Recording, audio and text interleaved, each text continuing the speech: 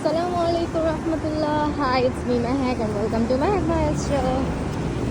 আজকে সিটিতে আমি এর আগে একটা ভিডিও বানাইছি আর ওই ভিডিওটার আগে একটা ভিডিও বানাইছি। আমি শুধু ভিডিও বানাচ্ছি, আমার পুরো গ্যালারি জুড়ে ভিডিও, বাট আমি আপলোড করার টাইম পাচ্ছি না।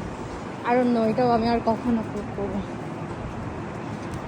সো কেন লয়ার লাগে আমাদের, যখন ইমিগ্রেশন লয়ার কেন লাগে মেনলি? তো আমাদের অনেকগুলো ডকুমেন্টস চাই ইউনিভার্সিটি প্লাস ভিসা প্রসেসিংয়ে।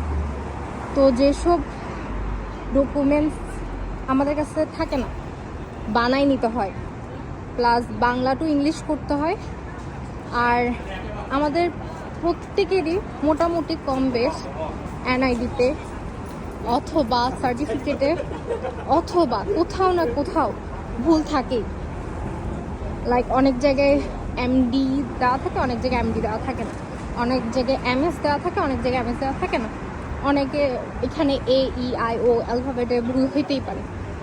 তো এইসবের জন্য আমরা লয়ার ধরি, প্লাস আমাদেরকে অ্যাসেট দেখাইতে হয়।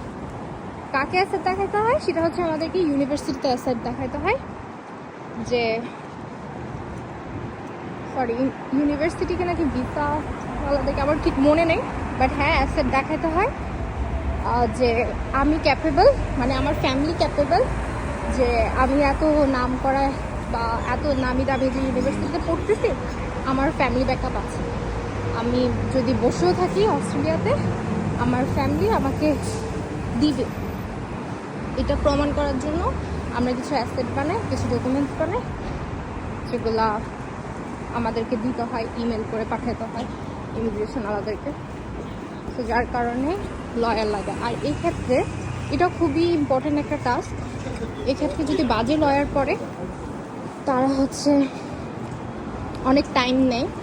তো আমরা যখন অলমোস্ট, আমার বেলা যেটা হয়েছিল, আমি অর্ধেক ডকুমেন্টস সাবমিট করার পর আমার অ্যাসেটের ডকুমেন্টসগুলো খুব দেরিতে দেওয়া হয়েছিল। তো এটার জন্য আমার কাছ থেকে ইন্টারভিউ নিয়েছে যে কেন আমার দেরি হচ্ছে, প্লাস মানে এখনও সিএ ডকুমেন্টস প্লাস এগুলো সাবমিট করি নাই কেন। তো আমার তো লয়ারটা খুবই বাজে পড়ছিল।